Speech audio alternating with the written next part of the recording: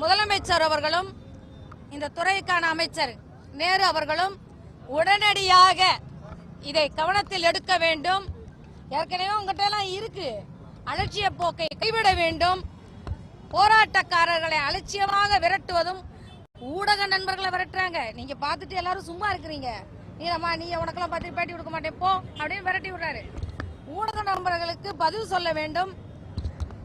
இந்த போராட்டத்தை முடிவுக்கு கொண்டு வர வேண்டும் என்று முதலமைச்சர் அவர்களை அன்போடு கேட்டுக்கொள்கின்றேன். இல்லை என்றால் நாங்கள் அன்போடு இந்த ரிப்பன் பில்டிங்ல மாநகராட்சி கட்டிடத்தை குப்பையை கொண்டு கொட்டிட்டு அதே தனியாரை கூப்பிட்டு அள்ளிக்கிங்கன்னு சொல்லிடுவோம்.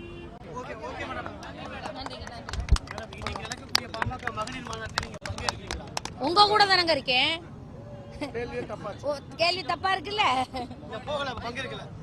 இந்த போராட்டம் முக்கியம் வந்திருக்கேங்க. இந்த போராட்டம் முக்கியம் தலைவர் அனுப்பியிருக்காரு, வந்திருக்கிறேன்.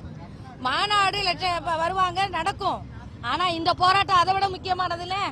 விழுப்புரத்துல நடந்த ஆர்ப்பாட்டத்தை விட ஆரம்பாக்கத்துல சிறுமிக்கு இழைக்கப்பட்ட அநீதிக்கு போய் நிக்கணும்னு தலைவர் சொன்னாரு. போய் நின்னோம். எது முக்கியம்னு நீங்க பேட்டியா கேட்கக்கூடாது. இந்த போராட்டம் வெற்றி பெற வேண்டும். முதல் இந்த போராட்டத்தை மையப்படுத்துங்க. வேற கேள்விகளை இதுக்குள்ள திணைக்காதீங்க. இதுக்கு பதில் சொல்ல வேண்டிய அவசியமும் இல்லை. இந்த துப்புரவு பணியாளருக்கு பணி நிலைப்பு கிடைக்க வேண்டும். தனியார் மயம் கொடுக்க கூடாது. அரசு எல்லாருக்கும் சரியான ஊதியம் வழங்கி சமூக நீதியை நிலைநாட்டும் சொல்கின்ற இந்த திராவிட மாடல் அரசு உடனடியாக இந்த பிரச்சனைக்கு தீர்வு காண வேண்டும்.